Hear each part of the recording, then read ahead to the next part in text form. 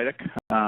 On the bottom here is my contact information, bill.zidek@tandemmarketinginc.com, and my cell phone number. So if after this presentation, if you have any questions that you'd like to ask, or if you want to cover something in some more detail, please feel free to give me a call. I am always available to take your calls.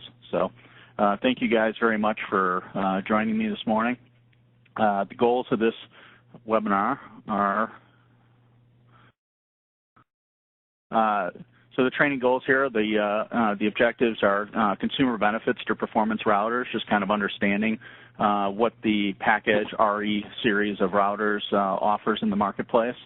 We're going to demonstrate some of the key functions of the RE2 specifically, and get into the user interface of the product. I'm basically just going to go through a few slides here to point out some highlights, and then we're going to jump right into the product itself and show you real time how to set up and configure the RE2. And then, of course, any questions at the end. So once again, feel free to throw a question in the chat box. I'm sure if you're thinking it, probably someone else on the call is wondering the same thing. So don't be afraid to ask. Okay, so consumer benefits of the performance routers. I think it's important to focus with the customers immediately is that they're not, generally consumers have not spent this amount of money on a router before. So it's always important during the qualification process and working with the customer to kind of make them understand, why in fact we're specifying this performance product that up to this point they've managed to live without. So just going through, some of the details, I think it's important to remind customers in the last decade the demands of their network have changed dramatically. In most cases, the residential environment are more demanding than even commercial environments because of the things that we're doing at home, the amount of content that we're streaming. So what do consumers expect from their internet connections in the last decade? Well, it's basically some static web page surfing. They're sending and receiving some basic email and maybe doing some basic online transactions like online banking, but no real heavy lifting. What consumers expect from their internet connection today? First of all, still surfing web pages and emails, although it's an increasingly small portion of the network traffic. Cloud storage, content, meaning streaming video services from things like YouTube, Netflix, Amazon Prime, Hulu, HBO. The list goes on forever. Audio services from companies like Pandora, Rhapsody, XM, Sirius, Spotify. Again, the list goes on forever. And newer, higher resolution music services are coming online at a lightning fast pace. Deezer and Tidal being the last two additions to that. And they'll be as we're finally to a point now where the streaming services and the bandwidth have gotten to the point that we can start providing higher quality services as well.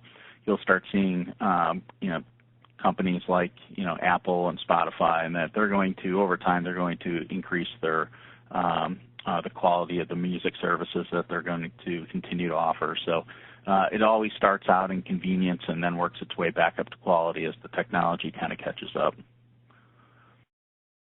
What else are they doing with their internet connections today? They're doing a ton of online gaming, Xbox, PlayStation, tablet games. I'll show you guys some statistics on how much bandwidth is being used in the home today.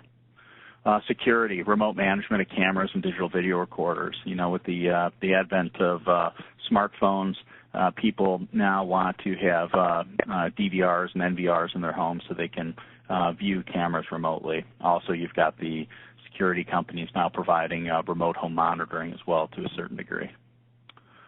Remote access to the place of business. There's more people than ever today working from their home or have remote work capabilities, and having a performance network in their house is going to give them the ability to work remotely and have access to network resources when they're away from their home office.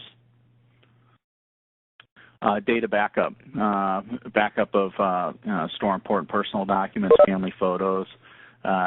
You can barely take a picture and email it anymore because the size of the files are so large. So high bandwidth data backup is here to stay. We've also got other services, voice over IP phone systems, control systems, which is generally taking the smallest amount of impact on the network overall. But customers have control systems with remote viewing capabilities. So the problem is that the pipeline, the capabilities, and the service are evolving, and the residential infrastructure has, up to this point, been badly underpowered to deploy these services. We're essentially, we've got the same infrastructure as we had decades ago. So here's some statistics for you. Back when I originally created this presentation, this was in 2012, and the average data usage in the home was about 10 gig per month. In January 2015, the average exceeded 59 gig per month, and it's growing at an exponential rate. I was actually trying to pull together some more details moving out into 2016, 17, and 18 on what the average bandwidth was, or the average data usage was going to look like in a home, and I literally can't find the statistics. So it's moving at such an exponential rate that it's hard to even predict where this is going, but it's moving quick. Homes with online gamers, which I mentioned earlier, are using an average of 390 gig per month, often exceeding what the cable companies and the other ISP providers give you as a capped outlook or a capped service plan. So most of them up to this point haven't enforced it, but that may happen sometime in the future. But 390 gig per month and growing. Where's all that bandwidth being used? Still about 33% of it is Netflix during available peak hours. YouTube is about 17%, and website browsing is actually below, just shy of 10% now. 3 years ago, these numbers were flip-flopped. You'd have website browsing about 17% and YouTube down at about 10%. They've switched positions now.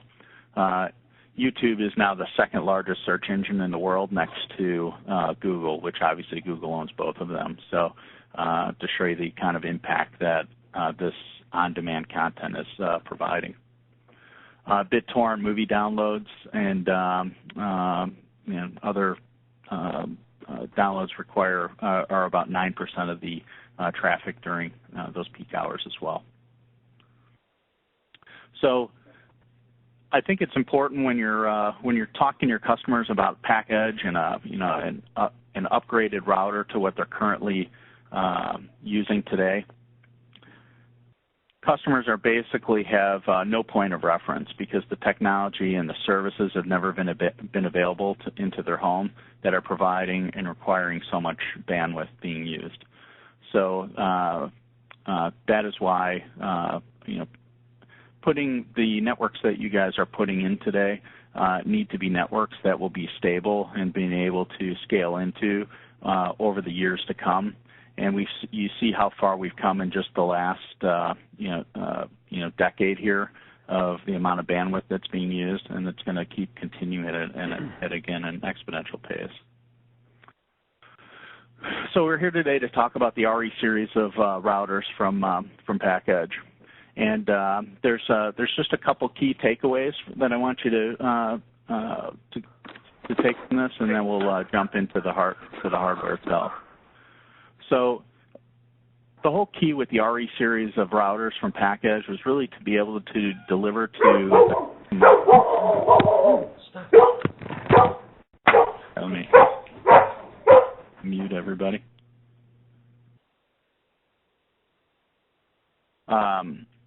Okay, so the key benefits of the RE series routers is to be able to provide a high-performance router with high throughput capabilities and give you an interface that's very easy to work with, and also give your installers something that they can feel very confident when they go out to the field to install. So it's performance without the price. So enterprise-grade hardware.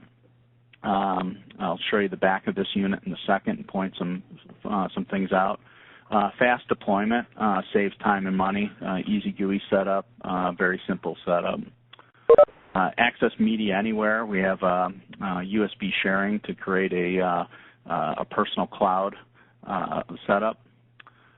Optimized performance. We've pre-configured this router to take into account most of the applications that are going to be needed in a typical residential AV installation. We got some enhanced security with wired guest network, secure remote access with VPN that we're going to get into. And then easy remote access. One of the biggest benefits of the product that we have, the RE2 series of product specifically, is that Pakedge provides dynamic DNS service across that's free for life. And then the ability to maintain and manage these things remotely with proper VPN setup. So looking at the hardware, regardless whether you're looking at the RE1 or the RE2 from Pakedge, essentially you're looking at a similar physical box. Now internal, the RE2 does have a more horsepower. It's got twice the amount of processing power and twice the amount of memory. And you have to keep in mind that all these devices that we're installing today, they may be routers or access points or switches, but at the end of the day, they're simply purpose-built computers. So with a computer, the more processing power, the more memory you can shove in the box, the higher performance and better output you're going to get. So the RE2 is really where I would encourage you as dealers to focus your attention. The difference in dealer cost between the RE1 and the RE2 is $50. And for that $50, you're getting twice the amount of horsepower, twice the processing power, twice the memory. On the RE2, you also get dynamic DNS service free for life. So if you're currently not providing dynamic DNS service to your customer, we'll talk about the reason why you might want to do that later. But as we get into the interface of the product, but it comes free for life with the RE2. Because it has twice the amount of processing power and memory, it's got twice the capability for throughput as well. So we can push a lot of data through this box and exceed what the largest pipelines coming into the home locally are. So this will never be the bottleneck of performance into the project.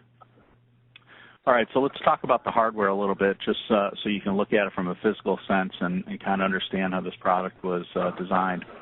First of all, you'll notice that we have a built-in power supply with a standard IEC connection. So the thought process behind this was put a great power supply in because power supplies are often the highest point of failure in any electronics device. I'm probably not telling you guys anything you don't already know, but replacing power supplies is generally the most common fault in any of this electronics. So we avoid that by putting a high-quality built-in power supply, regulator power supply.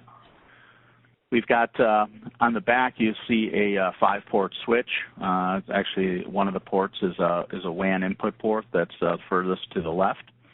And then we have 4 LAN jacks. You'll notice on the back that you've got port number 2 is labeled as WAN and LAN. This is a dual WAN router. This has the ability to take multiple ISP providers, and should one fail, have an automatic failover to the second WAN. You've got ports LAN 3. Port 3 is a LAN port. Port 4 is a LAN port. And then port 5 is also a LAN port. However, should you have the need to have a hardwired guest network somewhere in the house or into a guest house, this is where you can totally isolate the guest network in a hardwired format here from the rest of the network in the house. We then have, continuing on to the right, we also have a USB, a standard USB port and a USB 2.0 port. So we have a, USB 3.0 port. So we have both USB 2.0 and 3.0 on the box. That's going to allow for high-speed data transfer in our network, in our cloud environment, and I'll show you how that gets set up as well. And then furthest to the right, you've got a standard, you've got a reset button. So the RE2 comes complete with rack ears. So when this box gets mounted in the rack, it's completely clean on the front face. and all your connections are to the rear. Any questions so far before I jump into the interface of the product?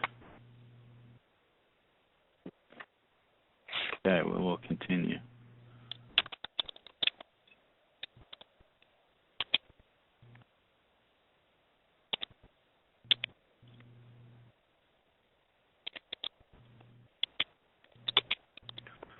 Okay, so on your screen right now should be the RE2 login screen, and what I'm going to do is I'm actually going to be logging into my personal RE2 at home. The way I'm logging into this RE2 is I'm using, if you look at the top here, I'm using Zidek.backpackddns.com, and I'm using port 8443. So this is the free dynamic DNS service that Pakedge offers with the purchase of the RE2, and as you can see, it's totally customized to myself with my last name, and this gives me the ability to log into it from the front end. There's multiple ways to log into this box, which I'll show you. So the question came through, can the dual WAN ports be used to bond two modems? It cannot currently. It is simply a fail to provide redundancy at this point. Thank you for the question. So I'm logging in through the Zidek.backpackddns, my custom DNS. We'll go into my username and password here. And we'll log in. So from the when I'm logged into my router now, and right from the front screen here, you'll see you've got a lot of useful information. This is the dashboard that you'll be presented with, either the RE2 or the RE1. This is an RE2. On top here, you'll see some quick launch keys to get to some of the more popular features on the box. You'll also see CPU usage and memory usage, which mine is relatively low. I can tell you I've got 2 kids in the house and my wife at home right now, and they're probably streaming Netflix, or my wife's working on home business, working at home, and you very rarely see the CPU usage spike on these. I do have a firmware update that it has let me know that is available because I have my family at home. I'm not going to attempt to do this now, but it will alert you to a firmware update. Moving down, you'll see if I have a single WAN here, if I have a dual WAN, you'd actually have 2 of these boxes. It'd say WAN 1 and WAN 2. It'll show you how it's set up in DHCP, what my IP address is for my house, what's the gateway for my modem, the DNS1 and DNS2 that I've got logged in, and then you can see the uptime of my network. So my network has been up for 54 days, 15 hours, 37 minutes, and 5 seconds. That's probably, well, I did put, I've had it a little bit longer than that. The only time the product's ever gone down was when I was doing one of these trainings and I turned off the turned off something, which I screwed up my interface and I lost my internet connection. It didn't make me popular at home because they were without internet for 8 hours.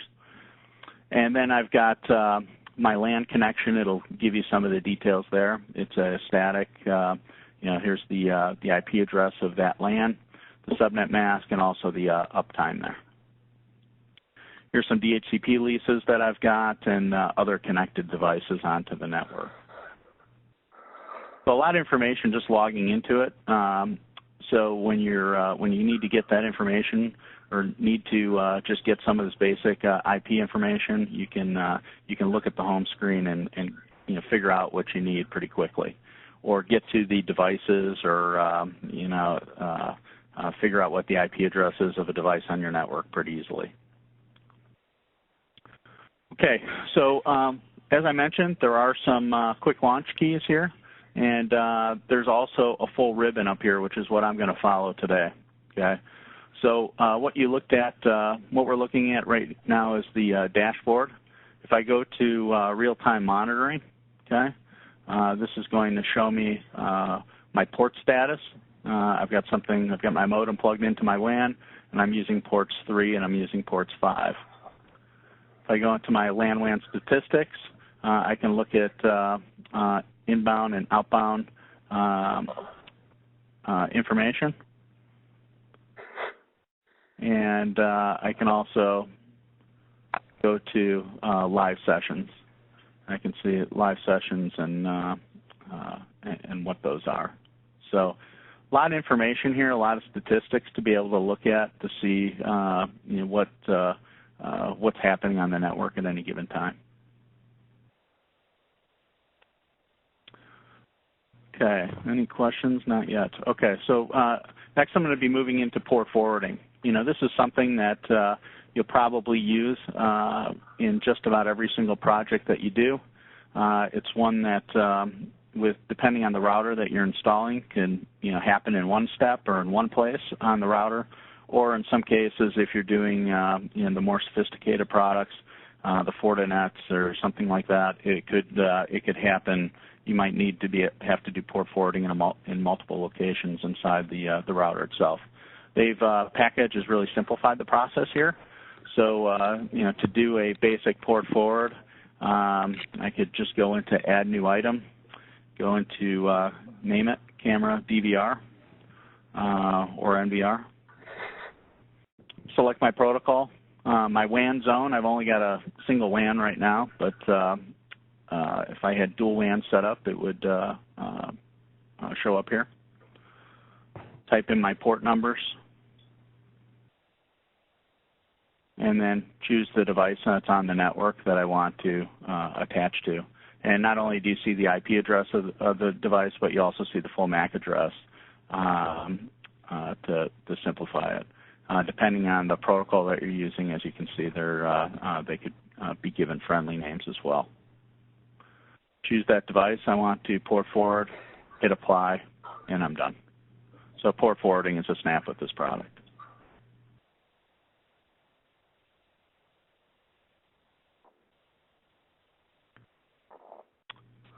I'm now going to go into network zones, because this is basically the heart of the system. And I think the one important thing to point out here is that when you're looking at the representation of the router here, it's identical to what you see in a physical sense. Okay, what I'm going to do here is so if you remember the back of the router, the first port was the WAN port, and that's how it's represented here as well. Right out of the box, the Pakedge RE2 or the RE1 comes in a DHCP setup.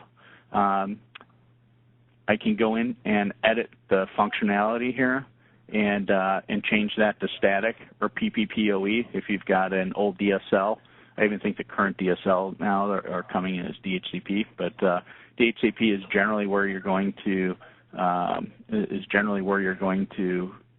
have this set up for Comcast or current DSL. If you want to use a custom DNS server, you can. If the customer is paying for some specialized parental, controls or something like that, you can certainly add a custom DNS server to it.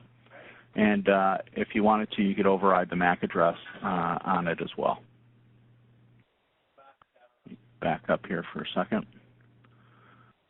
But if you're when your installer or yourself take the RE2 out of the box and plug it into your cable modem, you're instantly going to connect to the system. There's nothing else that's required for you to do, and at that point you should be able to plug into any of the network jacks on the back of the on the RE1 or RE2 and have an internet connection or a network set up. Again, all the information for that interface is right out in front of you here. So you've got your your address, your subnet mask, your gateway, your DNS servers, and some information on how much information you've received and how much you've sent, and then uptime. So at any time you can log into this and kind of get a good snapshot of what the customer's system is doing.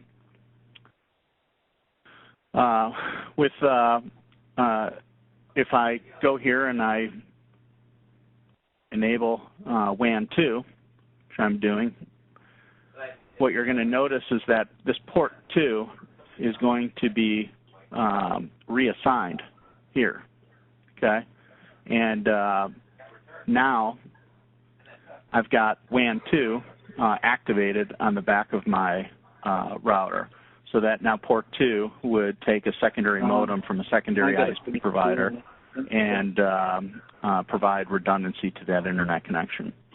So as you can see, the default is set up as DHCP. You've got the MAC address. You can see that it's not connected online, so it's not receiving any information. It's trying to send some information, and it obviously doesn't have any uptime as well.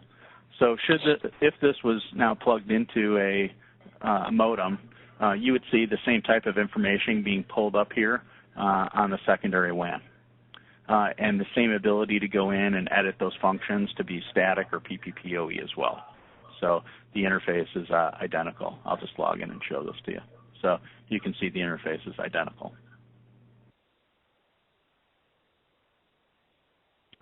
For the sake of this, I'm going to turn this interface back off, turn it back over to the LAN, and then move on.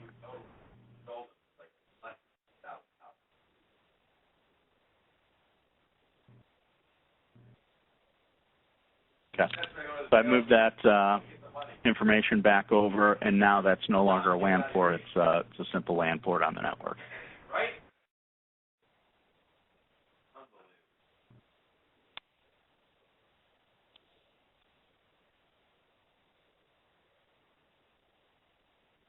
Okay, so moving on. As you can see, now I've got my ports 2, 3, 4, and 5 here set up in my standard LAN. Straight out of the box, the default IP address scheme is 192.168.1.1. The subnet mask is 255.255.255. And if I now log into this, so if you did nothing more than to take the router out, plug your modem into it, take your one of the outputs here, and go to a flat network switch in the house, that is really all that would be required for you to get your network up and running 100%. If I did need to make some changes, okay, here's where I would go in. You can see that we've really simplified the user interface here. We've stripped out all the features that were really unnecessary for you to focus on during an installation, and just giving you the basics of what it is that you need. So here is where I could go in. If I don't like the 192.168.1.1 schema, I can change that, the IP addressing here. I would just change this to 192.168.0.1, for example. Here's where I could change my subnet mask, where I could choose from one of the 3 that they give me, or do a full customized one. So if you're familiar with subnet masking, you'll know that these these aren't arbitrary numbers. These have to be work out in the binary sense. So if there's a great application on that you can download for your iPhone or your Android called Subnet Calc, and it'll give you all the subnet listings with the amount of IP addresses that they give you. So. If you have more information on that, feel free to ask. But basically, by changing, I'll give you just a short explanation, just in case you don't know. So with 192.168.1.1, you're using that final octet to decide what the IP address range, what the IP address is for the home, for example. So you basically have only 254 addresses available. If I changed my subnet mask to 254, for example, I would open it up and I would have twice the amount of IP addresses that available. Not only would I be using this 4th octet, but I'd be using this 3rd octet. So that would mean that IP addresses 192.168.1.1 and 2.1 would be able to communicate between each other and give me an extended IP range. It's really not that important in most home environments today, but if you get into some very large installations with a lot of nodes on the network, it may be required to extend your subnet mask out. This is also where you will adjust your DHCP server on the LAN. So out of the box, it comes enabled, which it should. So it's handing out IP addresses right away. I've got my IP range pretty narrow here, just because most of what I do is will end up being static IP, or it'll be static addresses or DHCP reservations. So I just have a very small DHCP range. Out of the box, I think you're set up at a 154 DHCP range out of the box. And then you can select your lease time here. I always go for, a 12-hour lease is fine. You can change this to be whatever you want it to be, but 12-hour lease times are generally fine, and that's how it comes out of the box. So I'm going to back up here for a second. So on the RE2 and on the RE1, when you look at them, this is the main part of the network zones that you need to focus on. This is where you're going to do the meat of your network setup. But as you can see here, it's really a minimal amount of network setup that you need to do to get this thing up online and running very efficiently. It's very fast. With the RE2 is something called Pakedge zones, all right, down here. Now, in the RE1, it doesn't have this, okay? So the RE1, it would stop right here. All you would have is these 4 boxes up on top. So let's talk about the RE2 and the Pakedge zones. And this is kind of the third benefit of the RE2 over the RE1. And I don't want you to get too intimidated by this, by what we're going to talk about next. But I believe that for the most part, our industry can run on a flat network. We're not chewing up enough bandwidth yet with any single subsystem that really requires you to have VLANs or virtual zones or virtual networks. However, should the day come, it's great to have a piece of hardware in place that's already ready to handle it. Or if you come across a customer that has some specific needs for a voice over IP system or something like that, you have something in place that can address it already. Again, I believe that we're selling a product that's going to be able to stay in a customer's home for the next 5 to 10 years. So giving them the flexibility to scale into this thing and the technology over time is going to be is one of the major benefits of it. So again, another reason why I would focus on the RE2. So so let's get into what Pakedge zones are. So Pakedge zones are basically our friendly terminology for a VLAN, a virtual local area network. A virtual local area network is essentially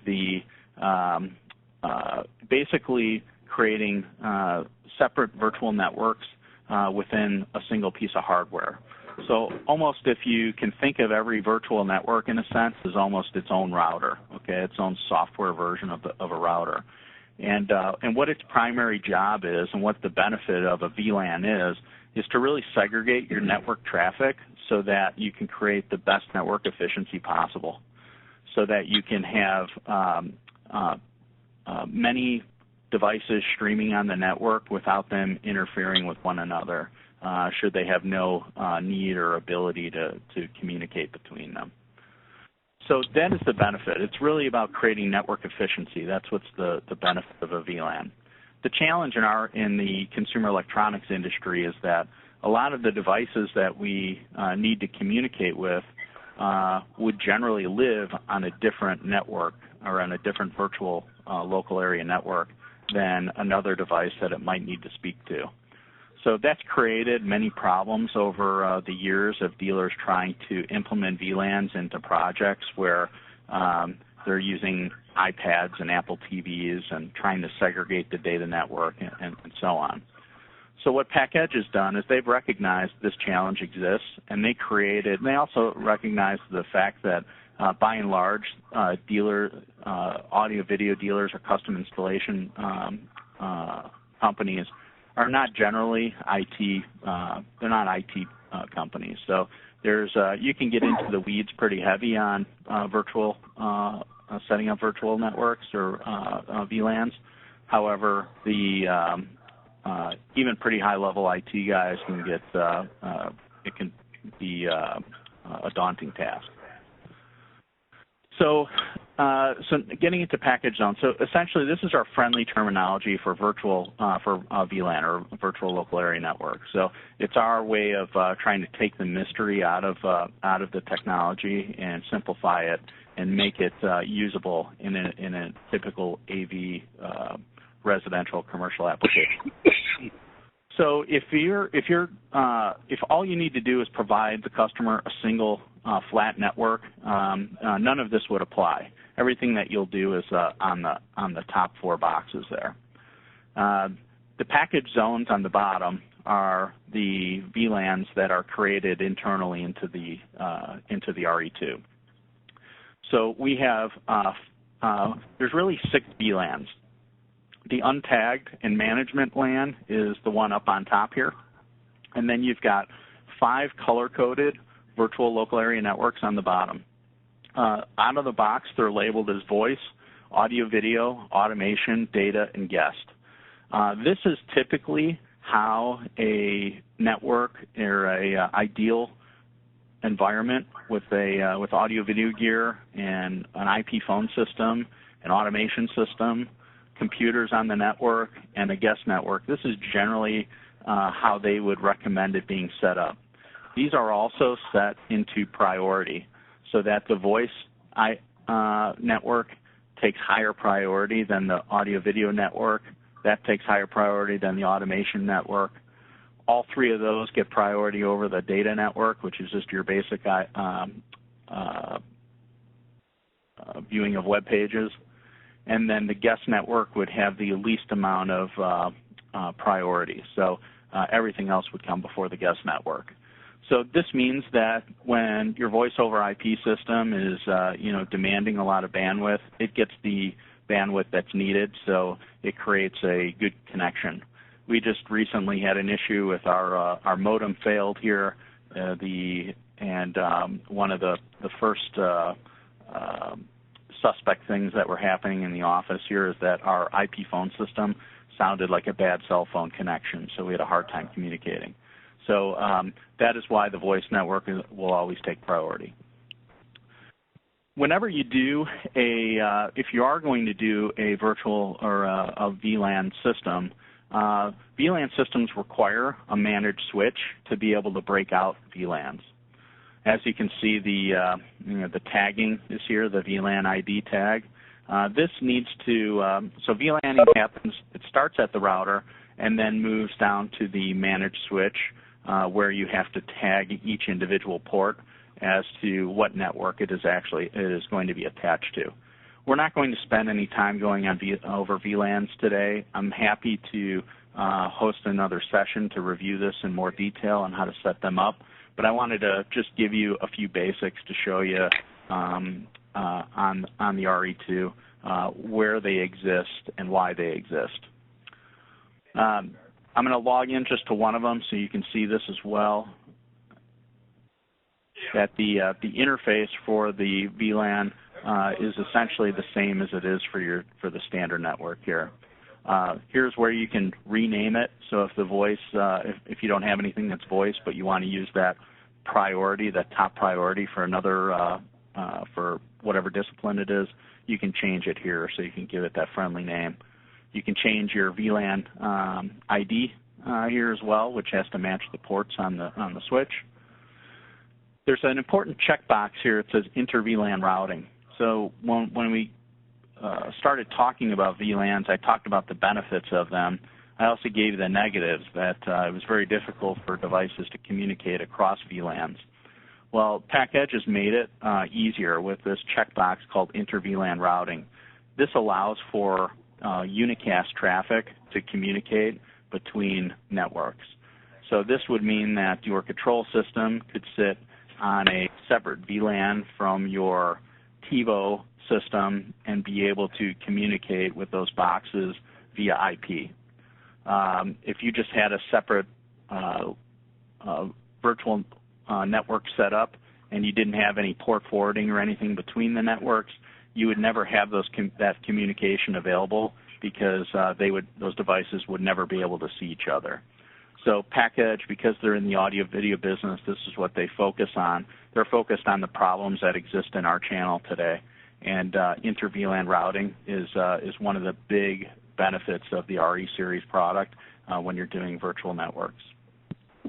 Here is also where you can set up your IP address and your subnet mask, just like before, and your DHCP server. As you can see, you've got 149 DHCP licenses and the lease time. So again, it's a very clean interface, and everything is laid out very clearly for the installer. I'm going to back out of this for a second here.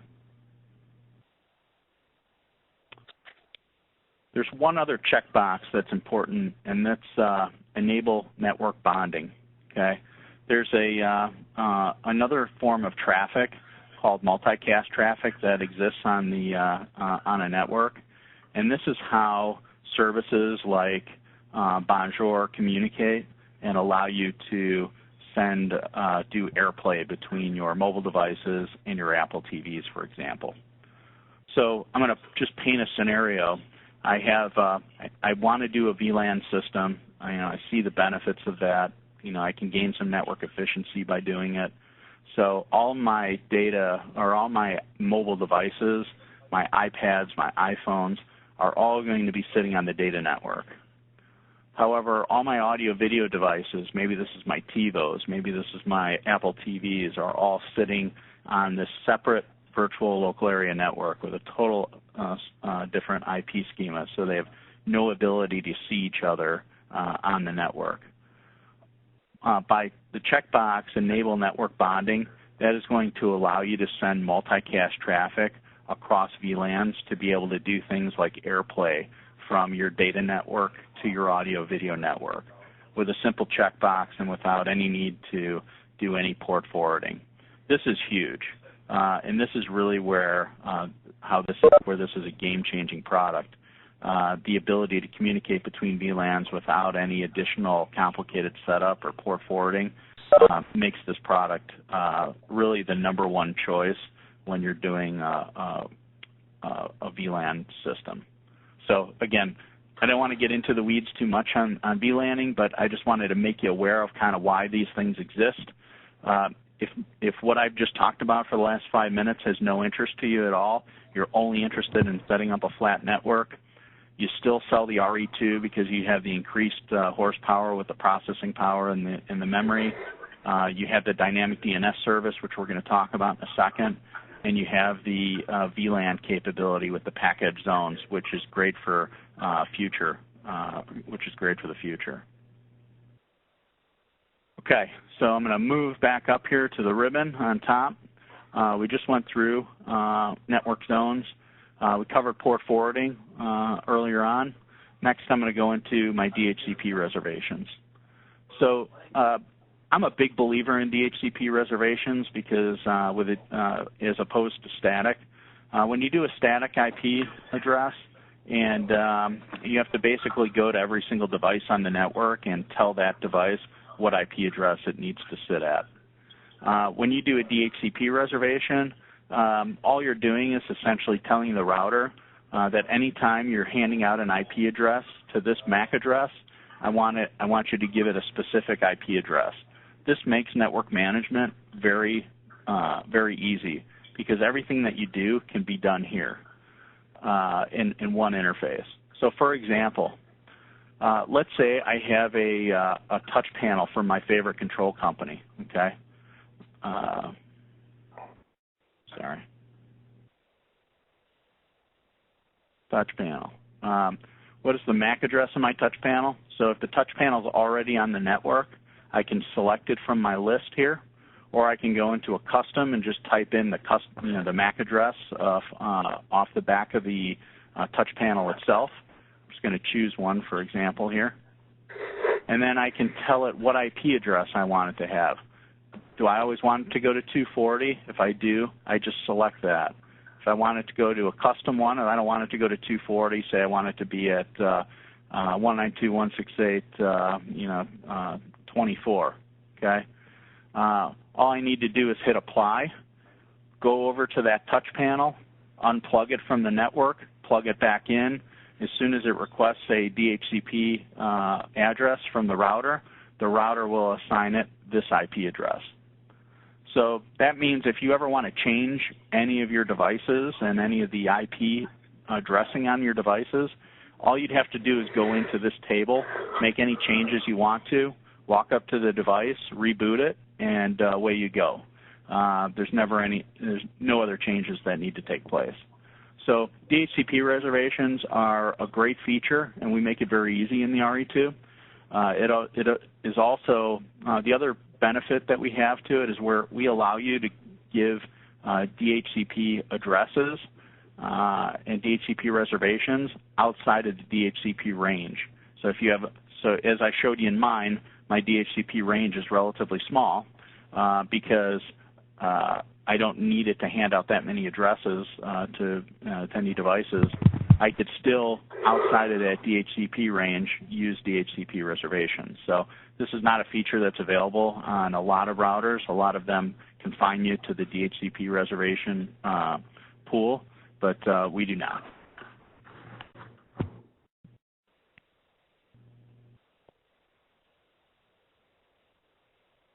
Dual WAN. This is where you will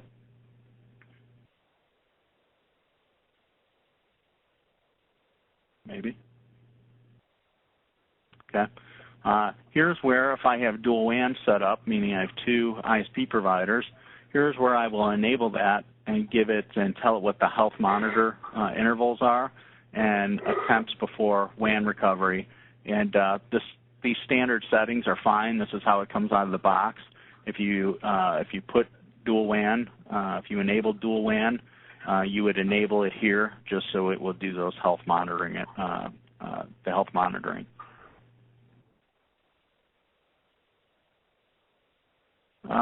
Parental controls.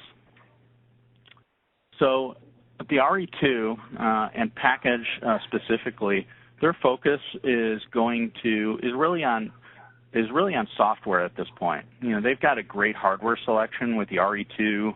All of our, we released 22 new switches this year.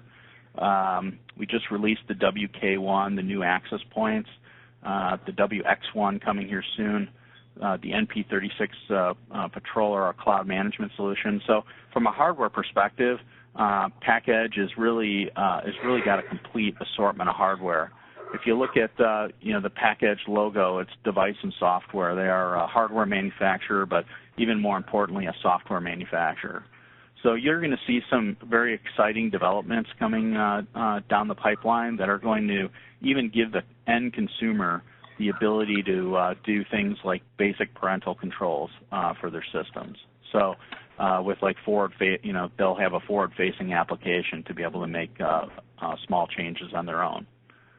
So first of all, blocked websites. Here's where I can go, and I can block Facebook.com, and I can block it from all clients, or I can block it from any client that I wouldn't want to see that. So it could be device specific. So we get that granular. We also have blocked clients.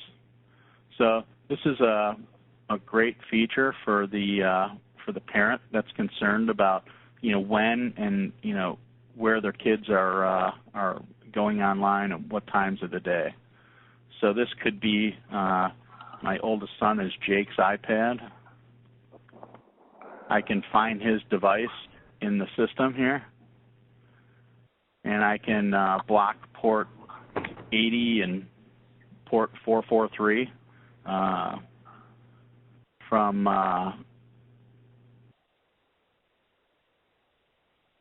at times 8 o'clock to 7 a.m. every day of the week. And now whenever Jake picks up his iPad in the middle of the night past 8 o'clock, he cannot get to none of his apps. If you block port 80 and port 443, his apps won't refresh. He won't be able to get online. He's basically dead in the water until 7 a.m. in the morning. Now today, this is a feature that needs to be managed by the installer. However, as I said, that there will be a forward-facing application to give customers the ability to make some of these changes on their own over time. This is also great for commercial applications where maybe you want to, the place of business closes at 9 p.m. You want to shut down the internet service at that time, so that nobody is logging on to the web while using their service after business hours. This is where you'll be able to put all that information in. And this again is by individual clients or overall. You can create these rules. We'll give Jake access to everything again. Dynamic DNS service. So this is one of my favorite features of this product. I believe that if you're not currently providing dynamic DNS service to your customer, you should really think about it, because it really opens up the gate. It really opens up your ability to manage the customer's networks remotely. So for those of you who don't know what dynamic DNS service is, I don't want to make any assumptions here. Dynamic DNS service is basically the friendly name to your IP address for your home. If you go in your web browser right now and type in what is my IP address, it's going to give you a numeric IP address, and that IP address may change. It may change once a month. It may change once a week. It may change once a year, but it will change, okay? Because most homes are fed, all their systems are set up as DHCP. You used to be able to buy static IP addresses so that no matter where you were in the world, you always knew your home address, however, meaning your IP address. However, they're very few and far between that you can still get a static IP address in a residence. Even in a commercial application, we have static IPs here. We pay a lot of money to keep static IP addresses around because we have multiple locations and site-to-site communication. It's very expensive to do that. So there's a free alternative from Pakedge, and the free alternative is our Pakedge DDNS service. So what it essentially does in a nutshell is allows you to go into Pakedge DDNS and enable it, put in your username and password for the Pakedge website, and then claim a host name. Okay, so for me, Zidek's my last name. I claimed Zidek.backpackddns.com as my host name. So right from here, when I typed that in, I was able to check the availability to make sure no one else had previously claimed it, and they had not, and I claimed the host name. I also went in and select a refresh time. For me, 2 hours was fine. I forced the refresh, and now what this whole process is doing is Pakedge is now tracking my home's IP address. Okay, it's tracking the router's IP address. So no matter where you are, okay, or what the IP address may change to, anytime I go into my browser and type in Zidek.backpackddns.com, that's always my home address. So that's always the way that I can get back into my system. So currently I have no idea what my IP address is at my house, and nor does it matter, because as long as I know Zidek.backpackddns.com, Pakedge is doing all the hard work on their end, tracking the IP address constantly. They're actually tracking it every 2 hours because that's how I have it set up here. So what are the benefits of dynamic DNS, right? DDNS. What are some of the consumer benefits, and what are the benefits to you? First of all, the benefits to you as an installer are you can now set up a VPN into every customer's project so that you can log into their network and be on the network as if you were sitting in their living room. Meaning, if I logged into my VPN for my house, instead of going to Zidek.backpackddns.com, all I would have to do is go into 192.168.1.1, and I would log into the router just the way you see it here. That would go for every other device that I have sitting on my network in my home. So when you have VPN set up and you have service like DDNS set up, it's going to give you visibility into the customer's project like you've never had before. So it's really going to give you a superior way to service those projects. What are some of the consumer benefits? Well, first of all, it's free. So there are other services, there are other companies that provide this service, but none of them are free anymore. If you know of any, I do not, but DynDNS is generally the most popular out there, and you have to pay for blocks of host names. This is free. So now the customer can also log into their systems remotely. They can also utilize this service to log into their DVRs or their NVRs, be able to do things like remote desktop into their computers at home. Maybe they're paying for services like Log Me In or Go to My PC or something like that. They're paying monthly fees for something that the router can just do natively with some of the basic tools that are available on your Mac and your PC. So having this friendly name and always knowing what the IP address is for your home, meaning your friendly host name here, is going to give you ultimate access into the residence or building, regardless where you're at.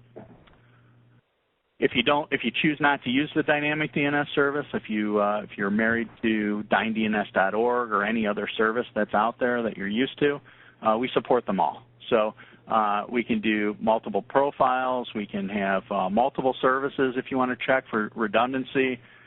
We support all of that. So we do. These are changeip.com, DynDNS.org, EasyDNS, NoIP.com, or custom versions of it. So we really will support the most popular ones that are out there. Any questions on this? Because I think this is a huge product advantage that we have, and one that I travel around a lot. I meet with a lot of dealers talking to them about products, and it seems like that's the feature that gets often overlooked, and probably to me has the biggest benefit.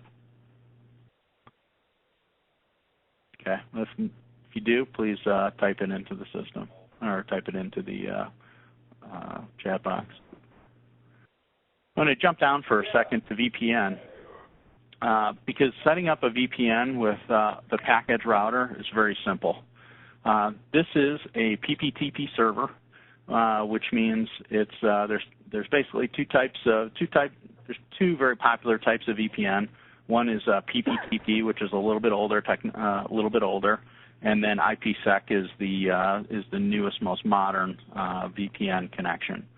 IPsec is generally what you use in business environments. You might have seen people with little tokens on their keychain that kind of have a revolving number for some secondary authentication. We don't do the Pakedge RE series routers doesn't do IPsec. What it does is PPTP VPN connections. What's great about PPTP is that every Windows computer has a built-in client so that you can easily manage your VPN connections, and it's absolutely free. So in this case, all you need to do is enable the checkbox for the PPTP server, put in your username and password, whatever username and password you want to create, or if you have multiple people that are going to be logged into it or multiple installers or something like that, you can create multiple usernames and passwords. And then right through your Windows control panel or your network setup for your Windows computer, you can create your VPN connection right into your customer's house. Again, the benefits of VPN, once you're logged in to the customer's home, when you're typing in an IP address of a device, for example, receiver. I have two Sony receivers at home. I can log into those Sony receivers and get to the web GUI interface of anything that's on the system today. So a customer changes something, if you need to get in there for anything, you can do full remote management through VPN. This is also a great way to do all of your updates for your control systems through VPN versus through some, generally these companies use relay servers and other things to give you access into the customer's project, but often they're more unstable than what a good VPN connection would be. So PPTP server, VPN connection, very simple. This is something that you should have set up for every single project. And you can use the same username and password on every single project as well. All you need is a different host name for your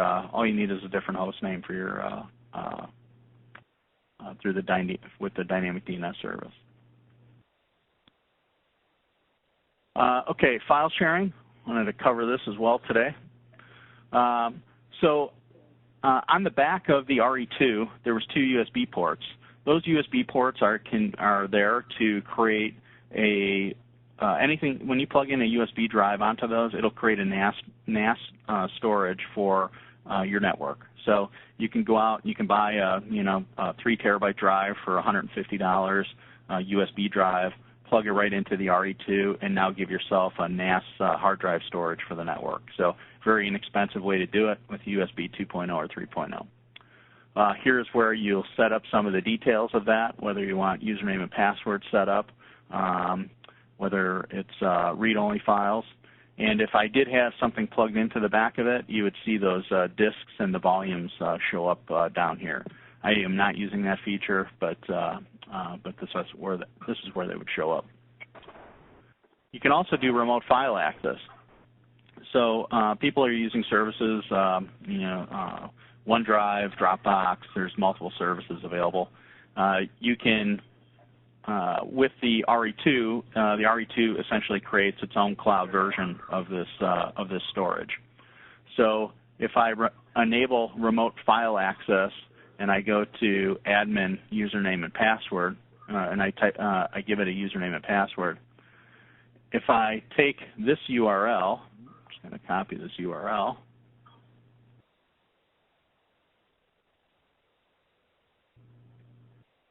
I put that URL in my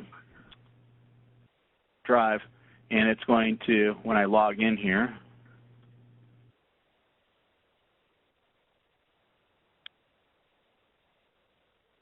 what it's going to do is essentially give me a full file share, and it'll give me a. If I had files in here, it would detail that all in a tree configuration. So here's where I can get to any of those stored files that happen to be on that USB drive. So it's a pretty handy feature. It logged me out now because I logged into the back end. So I need to log in one more time here.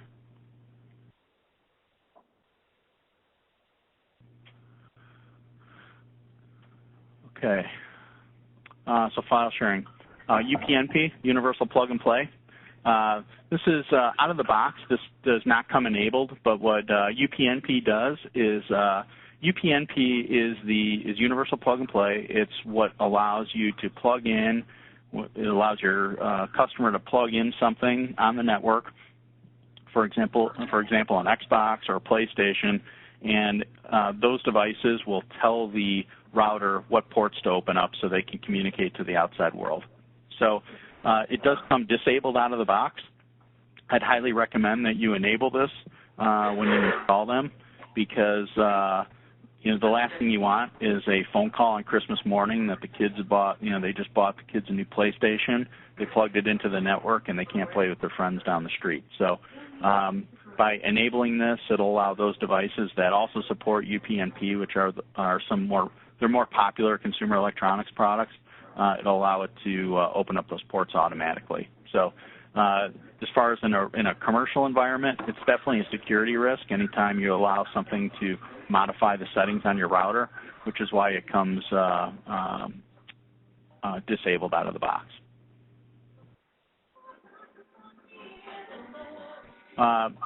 This also, through those USB drive, this is where you can make that into a DLNA-enabled device.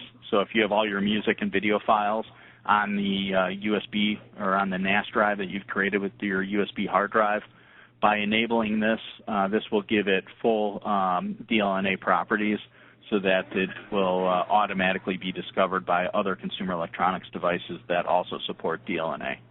So it's basically just a communication protocol between consumer electronics devices and content.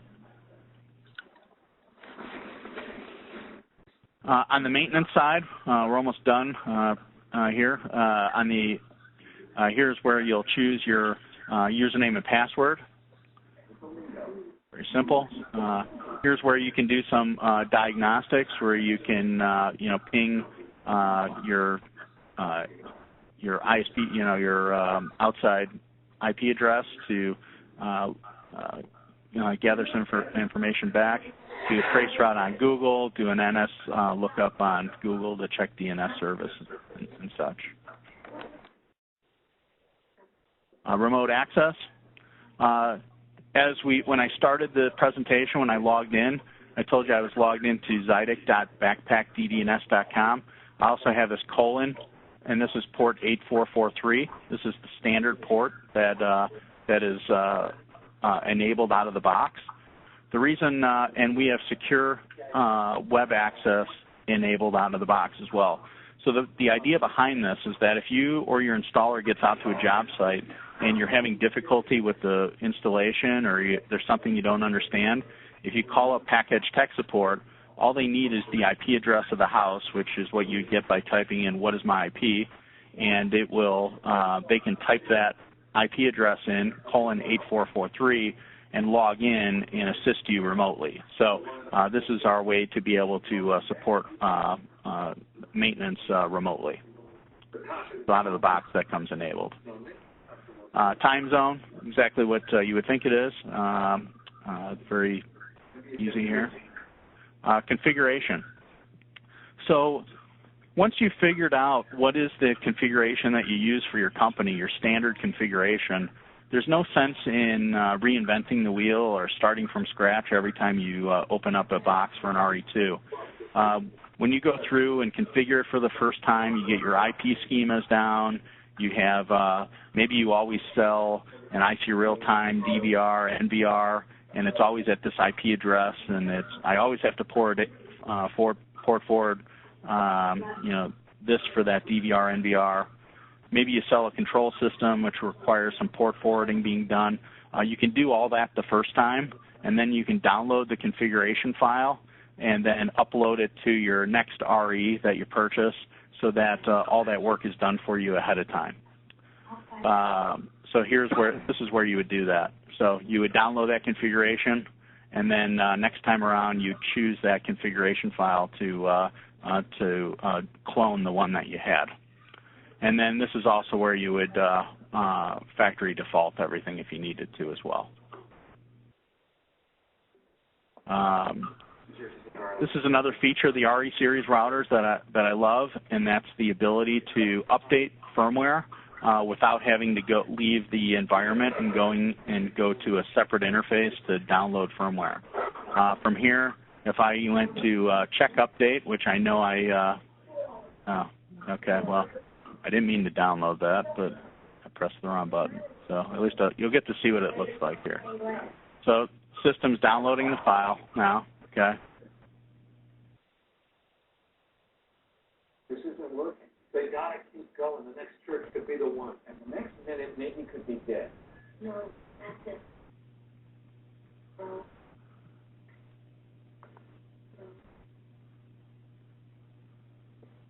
Okay, and here's where you'll be presented with this. It says firmware verification. The new firmware file was successfully downloaded. Firmware will be updated. Are you sure you want to continue?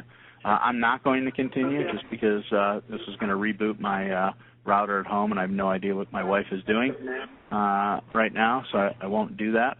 But this is, but you're able to download that firmware and do any updates right from the box itself. No reason to leave and go to another website to find what you're looking for.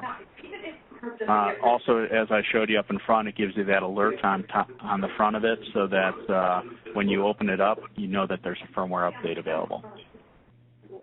And then you can reboot the router from here as well if you needed to.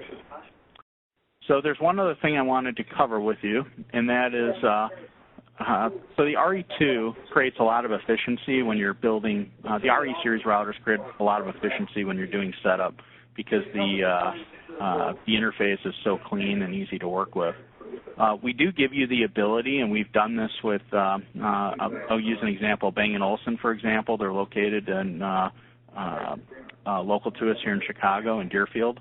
And they have an RE2 that's customized, that underneath the RE2 information here, there's a little circle with the Bang & Olufsen logo, okay? And where it says Pakedge device and software 1.14, it says Bang & Olufsen 1.14. So anybody has this capability. Depending on the level of dealership that you are, the price ranges from $1,000 to have a custom router configuration to free if you're a platinum customer with Pakedge. So so there's a range, but if we're able to create something that's fully customized to you, that has all the network settings that you would like, and has your logo and company information embedded into the physical hardware of the box. Whenever we update the firmware, it doesn't affect any of those changes on the box. And every time that you're shipped an RE2, it comes to you with that configuration straight out of the box. So there's no need to do anything prior to you getting to the job site to do the installation. So if you want more information on that, please reach out to your Tandem representative, and we'll be happy to talk to you about it individually based on your current dealer program.